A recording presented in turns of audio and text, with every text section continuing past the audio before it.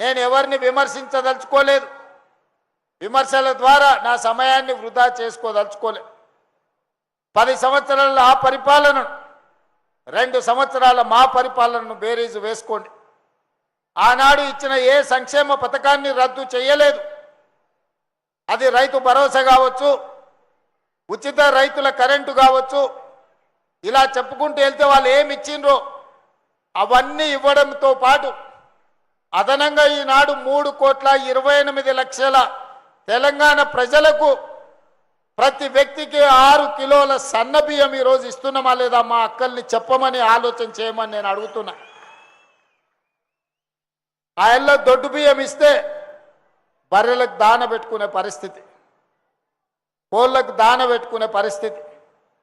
ఇవాళ సన్న బియ్యం ఇస్తే మన సంటి పిల్లలకు బుక్కెడు బువ్వ పెట్టే పరిస్థితి. ఇవాళ ఒక్క బియ్యం గింజ కూడా వృధా కాకుండా ఈరోజు కోట్లాది మంది సన్న బియ్యంతో అన్నం తింటున్నారా లేదా మా అక్కల్ని చెప్పమని నేను అడుగుతున్నా.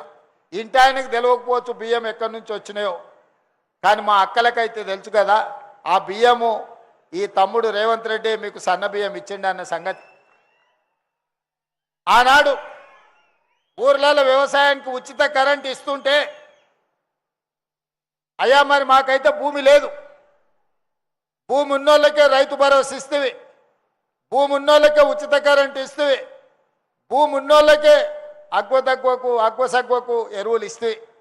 మరి పట్నంలో ఉన్న మా పరిస్థితి ఏంది అని అంటే నిజంగానే కదా పేదోళ్ళ గురించి ఆలోచన చేయాలి కదని ఈరోజు ప్రతి పేదవాడికి 200 యూనిట్లు ఉచిత కరెంటు, మీ ఇంట్లో కరెంటు బిల్లు కట్టకుండా మీ ఇళ్ళలో కరెంటు వస్తుందా లేదా, లైట్ వేసినప్పుడల్లా మా అక్కల్ని గుర్తు చేయమని అడుగుతున్నా. ఈ సంగతి ఇంటి ఆయనకు తెలియదు, ఎందుకంటే లైట్ స్విచ్ చేయడం ఉందో ఆయనకే తెలియదు. ఇవాళ 200 యూనిట్లు ఉచిత కరెంటు, 55 లక్షల కుటుంబాలు ఈరోజు ఉచిత కరెంటు లబ్ధి పొందుతున్నారా లేదా మీరు ఆలోచన చేయండి. ఆయల్లో దీపం పథకం ద్వారా ఇందిరాగాంధీ గారి వారసత్వంగా వచ్చిన సోనియా గాంధీ గారు కట్టెల పొయ్యి మీద వంట వండితే ఆ పొగ ఊపిరితిత్తుల్లోకి పోయి ఆడబిడ్డలు క్యాన్సర్ వచ్చి చచ్చిపోతుంటే, కళ్ళు మండిపోతుంటే పిల్లలకి ఎట్లయినా వండి పెట్టాలి అని క్యాన్సర్ బారిన పడ్డా మా అక్కల బాధను భరించింది. సోనియమ్మ ఆడబిడ్డల కష్టాన్ని ఆలోచన చేసి కట్టెల పొయ్యిని తీసి అటక మీద పెట్టుండ్రి, దీపం పథకం కింద స్టవ్ సిలిండర్ ఇస్తా, 400 రూపాయలకే మీకు సిలిండర్ ఇస్తా అని ఆ పథకాన్ని సోనియమ్మ ప్రవేశపెట్టింది. ఆ తర్వాత వచ్చిన మోడీ గారు 400 సిలిండర్ను 1200 చేసిరు. మా అక్కలు కష్టపడి ఇండ్లల్లో పనిచేసి పరిశ్రమలలో పనిచేసి ఉద్యోగాలు చేసి సంపాదిస్తే నెలకో సిలిండర్ కొనుక్కుంటే 1200 ఆ సారు మన పర్సులకి వెళ్ళి గుంజుకపోతుండే. తెలియని దొంగ మనకు తెలియకుండానే మన పర్సులకి వెళ్ళి 1200 కొట్టుకపోతుండే. మరి అట్లాంటిది ఇవాళ మా అక్కలు సిలిండర్ కొంటే 500 రూపాయలకే ఇవాళ మా అక్కలు సిలిండర్ తెచ్చుకుంటున్నారు. అదేవిధంగా ఆయనలో బతుకమ్మ చీరలు, పండుగ పూట చీరలు పెడతాం, బతుకమ్మ ఆడుకోవాలని చీరలు ఇస్తే ఆ చీరలు ఇంటి ముందల ఊర్లలో వ్యవసాయ పొలాల కాడ పిట్టల్ని బెదరగొట్టడానికే కట్టేటోళ్ళు. ఇంటి ముందల మన ఏంది అది కర్టెన్ లాగా కట్టేటోళ్ళు మా అక్కలు ఇట్లా రూమ్కు మధ్యలో పరద లెక్క. కానీ ఇవాళ ఆ ఇందిరమ్మ చీరలు వద్దు, ఆ ఇళ్ళ ఇందిరమ్మ చీరల పేరు మీద బతుకమ్మ చీరల పేరు మీద వాళ్ళంటే మేము ఇందిరమ్మ చీరలు ఇస్తామంటే బతుకమ్మ చీరలలో ఇందిరమ్మ చీరలు వద్దన్నారు.